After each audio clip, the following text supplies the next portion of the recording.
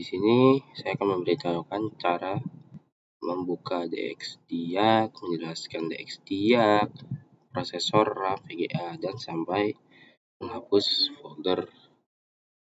Untuk yang pertama di sini membuka Direct Diagnosis atau DXDiag disingkatnya. Yaitu ada dua cara. Yang pertama bisa klik logo Windows di sini atau klik logo Windows juga di keyboard juga bisa. Ketik saja DXDiag. Nah, nanti langsung muncul di sini, lalu akan open. Nanti dia akan kebuka. Nah, di sini DXDiag-nya sudah buka. Atau dengan cara yang kedua, yaitu klik di keyboard Windows R, lalu ketik saja DXDiag, lalu tekan enter atau pencet OK juga bisa. Nah, di sini setelah kebuka, ya, terus fungsi dan manfaat. Fungsi dan manfaat di sini banyak. Fungsinya yaitu kita bisa tahu spesifikasi yang ada pada laptop kita. Manfaatnya banyak.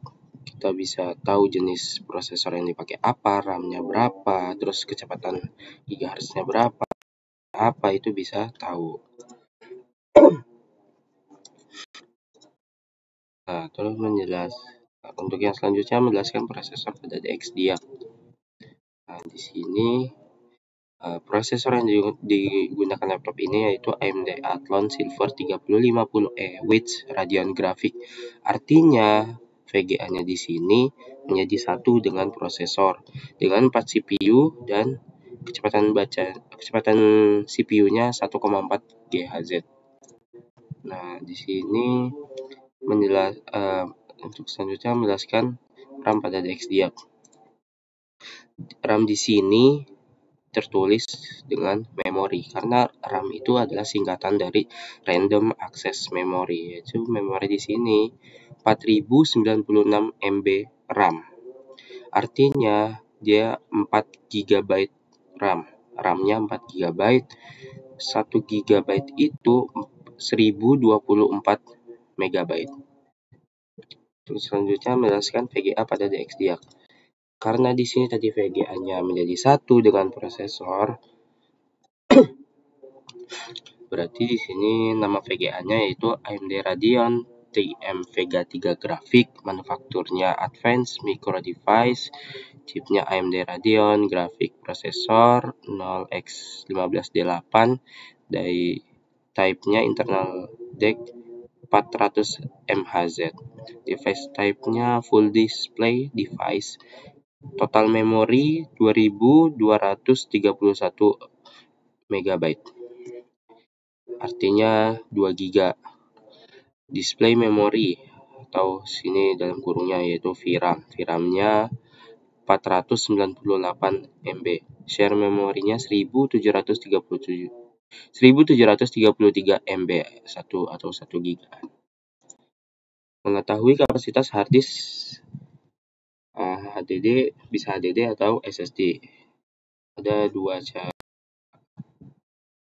yaitu bisa dengan task manager, bisa klik kanan di taskbar ini, lalu klik saja task, nanti juga muncul sendiri. Di sini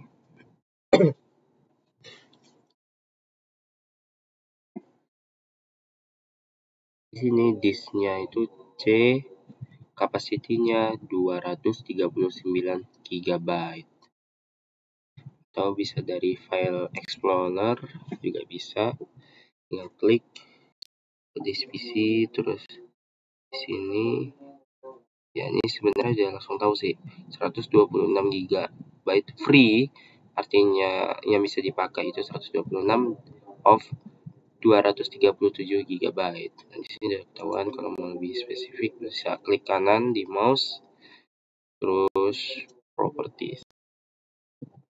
Nah, nanti muncul use space-nya ini ada sekian bytes, 110 GB, free space-nya juga sekian bytes, 126 GB, kapasitasnya 237 GB. Untuk yang selanjutnya di sini file dan folder di Windows OS. Pertama itu copy paste file. Caranya kita ke sini, copy paste. Ini kita sekalian aja membuat sekalian cut, membuat folder, menghapus secara permanen, memblok beberapa file dengan shift tanda panah atau diklik pada mouse, memblok beberapa folder dengan shift panah. Nah, untuk kopinya misal ini. Misal kita mau copy file yang ini. Diklik kanan pada mouse, lalu ini copy atau pencet Ctrl C juga bisa. Lalu semisal kita mau pindahin copy ke sini, kita ke folder file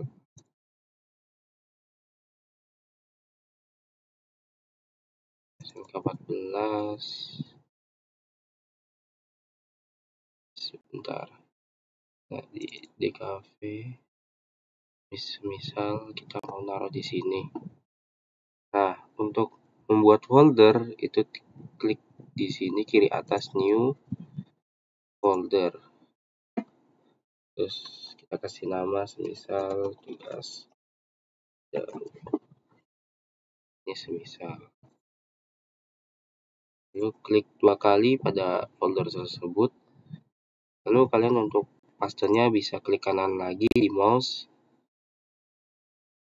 Klik ini bisa atau Ctrl V, nanti dia langsung ke copy. Nah, muncul. Nah, terus membuat folder udah, cut udah. Oke. Untuk cara meng-cut-nya kita balik lagi ke folder download.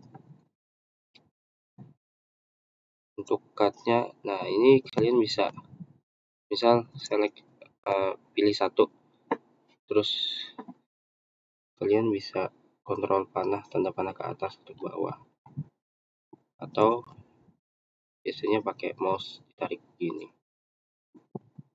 juga bisa. Terus lalu klik Ctrl C juga bisa untuk mengcopy.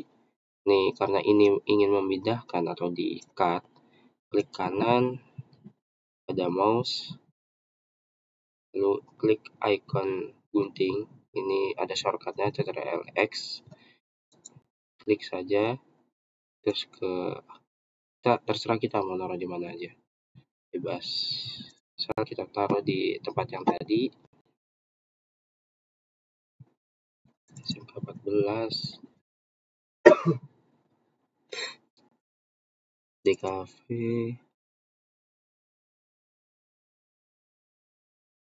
tugas baru, semisal.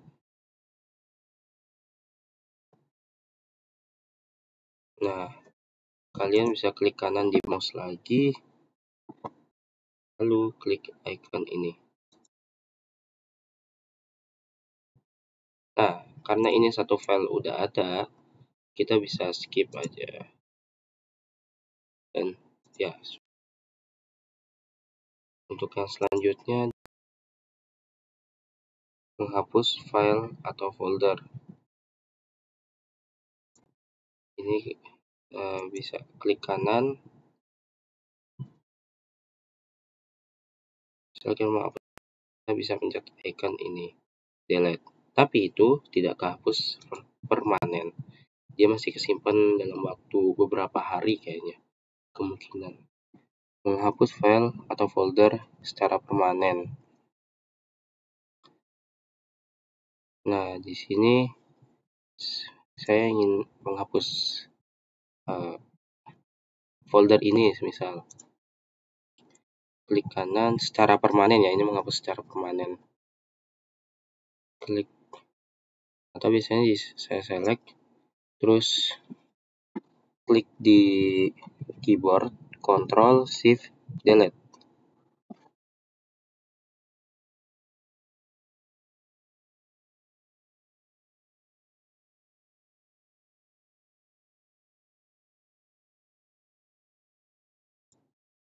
Ctrl Shift Delete. Oh, mau.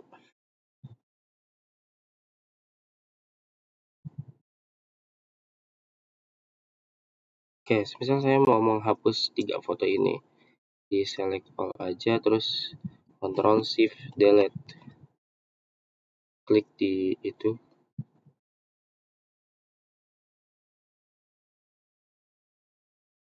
Kita bisa klik di sini delete. Nah, tapi ini belum kehapus secara permanen.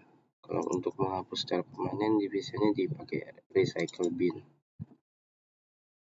Bisa kalian klik.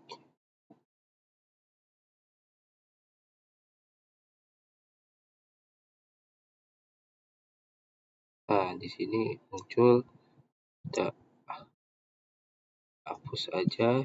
Ini bisa di restore atau di delete lagi juga bisa. Nih, nah baru muncul are you sure you want to permanen. Nah, lalu klik yes, dan sudah kehapus secara permanen.